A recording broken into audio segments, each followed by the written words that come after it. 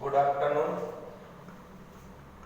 10th class के दो topic statics और ग्राफ, जो कि बोर्ड एग्जाम में 6 नंबर के दो क्वेश्चन 12 नंबर का मैटर वहां से आता है, जो अपन ने कंप्लीट तैयार कर लिया है। अब हम 6 नंबर का एक क्वेश्चन निर्देशांक ज्यामिति प्रश्नावली नंबर 9 से बड़ा क्वेश्चन आता है। तो ये 6 नंबर अपन और तैयार कर लें। 36, 18 मतलब 18 नंबर अपने अच्छी तरह से तैयार हो जाएंगे। मात्र 10 दिन में आप 10th क्लास इन वीडियो के माध्यम से पास कर सकते हैं। मैथ में कोई भी बच्चा यदि 10 दिन ये वीडियो देख कर पढ़े तो फेल नहीं होगा। तो उसी टॉपिक पर अपन आज चर्चा करते हैं, निर्देशांक ज्यामिति। निर्देशांक ज्यामिति में सबसे पहले कल अपन ने ग्राफ का अध्ययन किया था।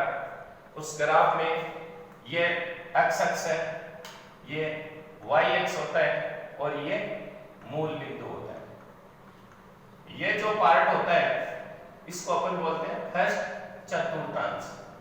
इसमें अक्ष और जो वाई के मान होते हैं दोनों ही पॉजिटिव होते हैं। क्यों? अपन ने कल इधर भी पॉजिटिव और इधर भी पॉजिटिव लिए थे। इसको बोलते हैं सेकंड चतुर्थांश। इसमें माइनस और प्लस का चिन्ह होता है। इसमें अपने पास होता है दोनों ही नेगेटिव, इसको बोल देते हैं तृतीय चतुर्थांश।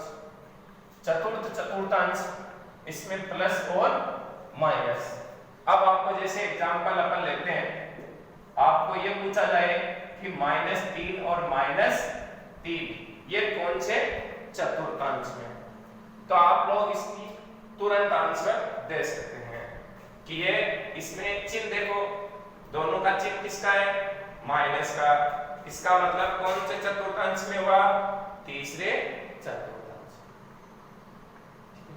अब इसमें जो क्वेश्चन आता है, कई बार अपना 2D से संबंधित प्रश्न पूछ लेता है कि जो क्वेश्चन है वो आयत को निरूपित करेगा, वर्ग को निरूपित करेगा या समचतुर्भुज, इस तरह से। तो सबसे पहले टॉपिक स्टार्ट करने से पहले कुछ ये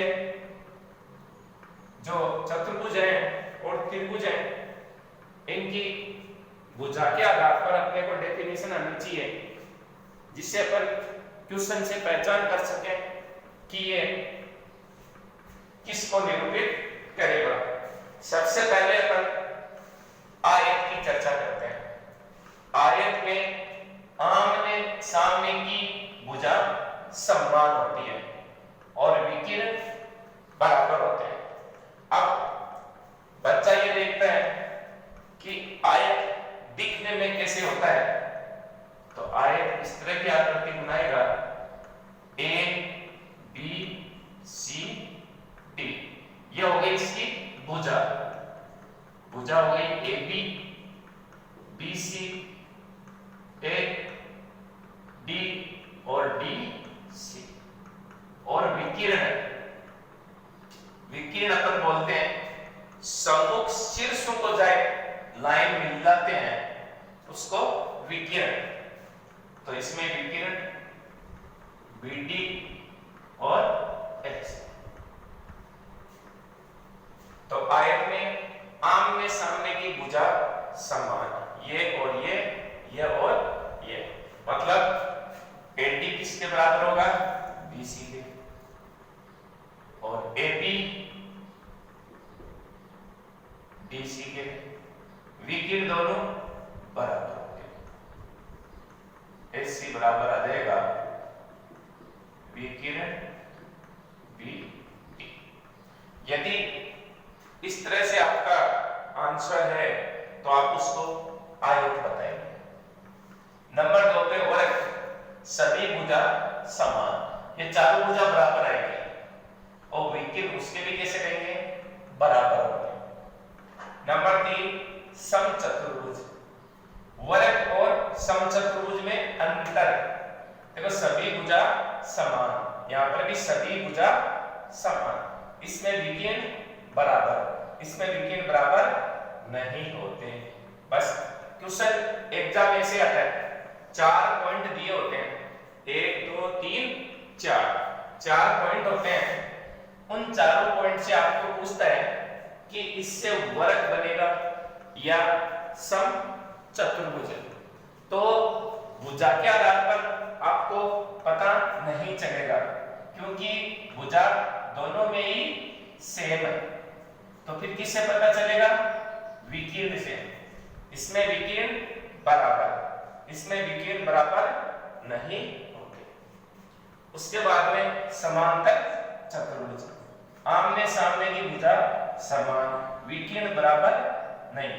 आयत और समांतर, आमने सामने की भुजा समान, इसमें भी आमने सामने की भुजा समान, तो फिर पता किससे चलेगा कि आयत है या समांतर चतुर्भुज।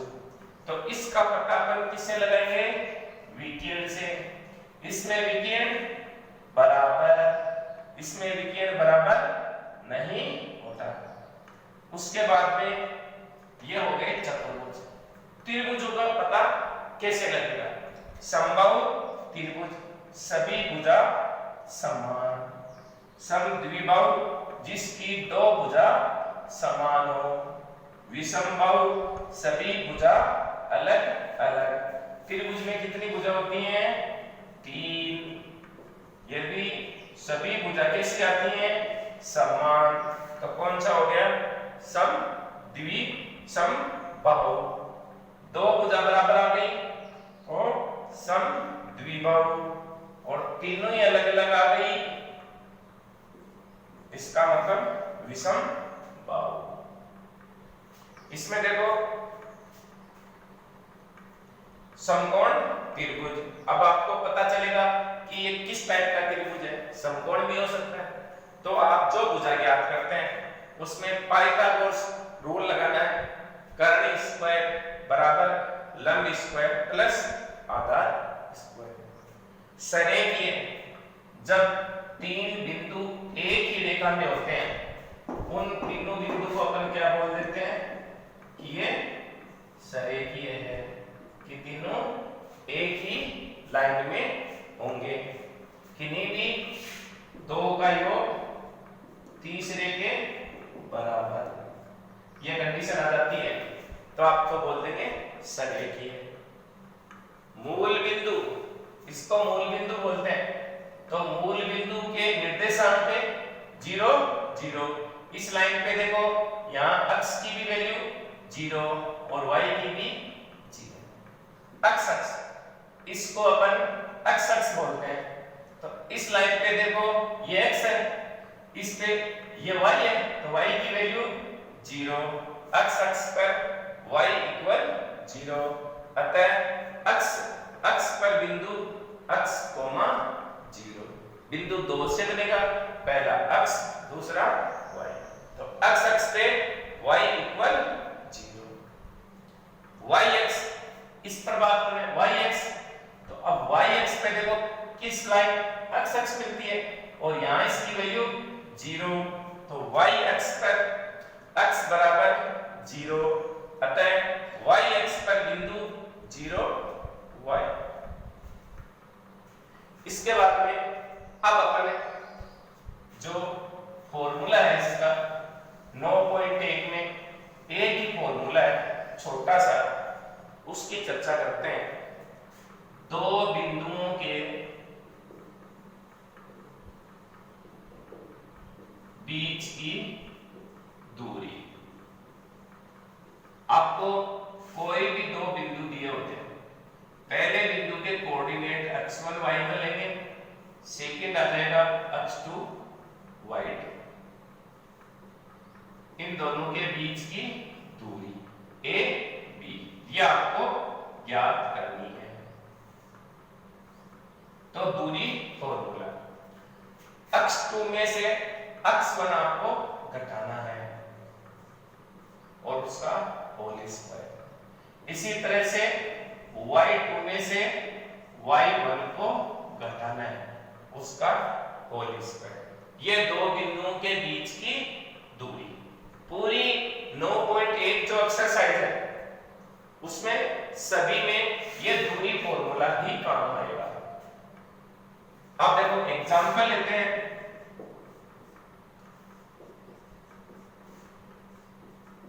ये आपके पास दो बिंदु हैं, आप लोग इसको x1 y1 और इसको x2 y2 नाम दे सकते हैं।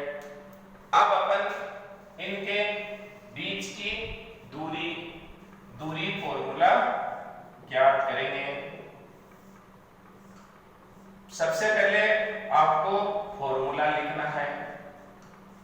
अब फॉर्मूले में इसकी वैल्यू लिखनी है।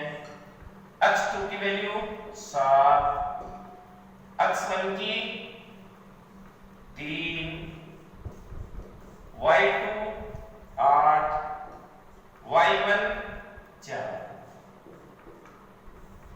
7 में से 3 को घटाओ 4 का स्क्वायर, 8 में से 4 को घटाओ 4 का स्क्वायर। आगे सोल्व कर लो। 4 का स्क्वायर 16, 4 का स्क्वायर 16, 16 16 32 और 32 को अपन लिख देंगे 2 इंटू 16। 16 कितनी बार है? 2 बार।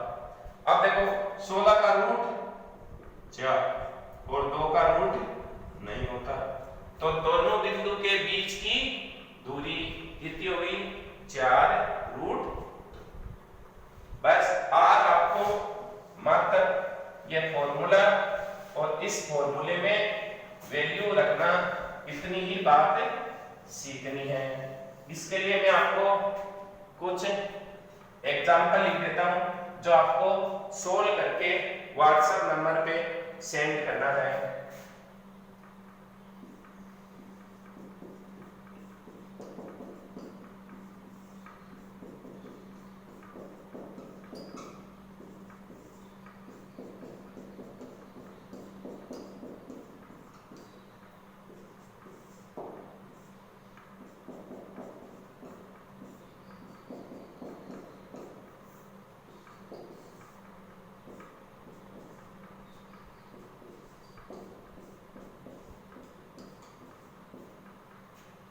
आज के लिए इतना ही काफी। धन्यवाद।